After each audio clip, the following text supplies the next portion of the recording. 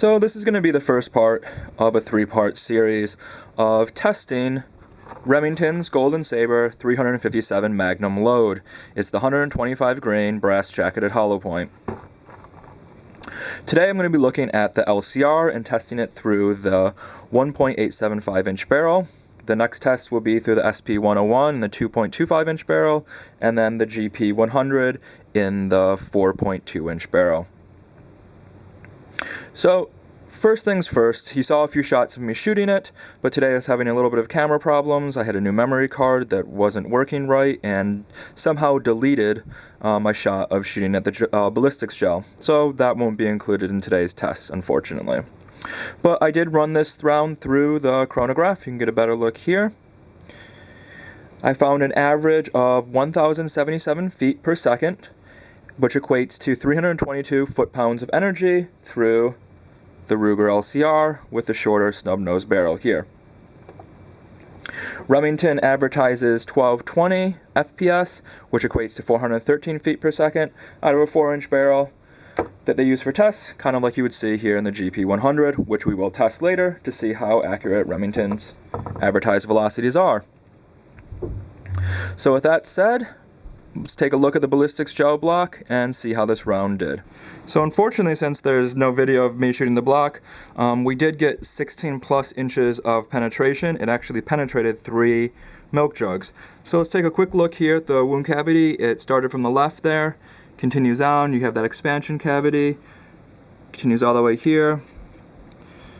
You can see it kind of looks like it trails off. I'll try to get you a shot of the exit. You can't really see it very well, but that's just a quick overview of the wound cavity. So let's go up top, take a look at some of the measurements here, and let's take a look. So about the 1 inch mark, you start to see the expansion cavity form. Continue down through here. At its widest spot, it measures just about 1 inch or so there. So the main expansion cavity you have here comes down to the 6.5 inch mark, giving you 5.5 inches of this main cavity, but you're still getting this smaller cavity forming kind of on the trail end here. That's going to continue down to 10.5 inches, and then it exits out. So that's a quick look. Let's cut the block open and let's see how the cavity looks from the inside. Okay, so I'll cut the block in two. You can see the wound cavity there. Get the ruler out. Measures 1.5 inches in length there. Really just pretty good looking wound cavity. It almost looks like, if you can see in the video, hopefully you can make it out, but it looks like the gel was almost burned. So I'm guessing the round was moving pretty fast if that is the case, and that's actually what I'm seeing there. Take this cavity here so you can see that nice Y shape, nice big hole there. Split it in half. Gel sticking. You can see the cavities there, how deep it is. Very good looking cavity actually, especially if the round didn't expand. Just a lot of energy expelled. Nice kind of permanent cavity looking. So that's the two cavities. This being my first 357 Magnum test, I'm not really going to say whether I like this round or dislike this round. That's up to you to decide from your observations from this test. I do want to see how it performs out of the other two guns, and then kind of make my final conclusion as I have more data to back up my first claim.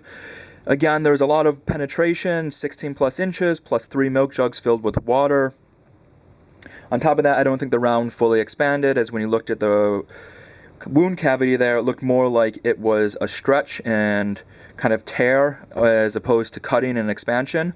So that would kind of be my assumption, that the round didn't expand, causing it to over-penetrate. So let's see how it performs in the other two tests before I'm going to make any sorts of conclusions on this round. But as always, I think getting hit by a round is not going to be fun, whether it expands or not expands. It's just, I'd rather have the round perform the way it was intended to. So again, you make your own conclusions from this video. Stay tuned. I'm going to do part 2 and part 3 probably in the next coming up weeks. If you like the video, please hit the like button. If you don't like, comment and tell me why. And please subscribe, because I'm planning on doing a lot more testing and a lot more videos in the future. Thanks again.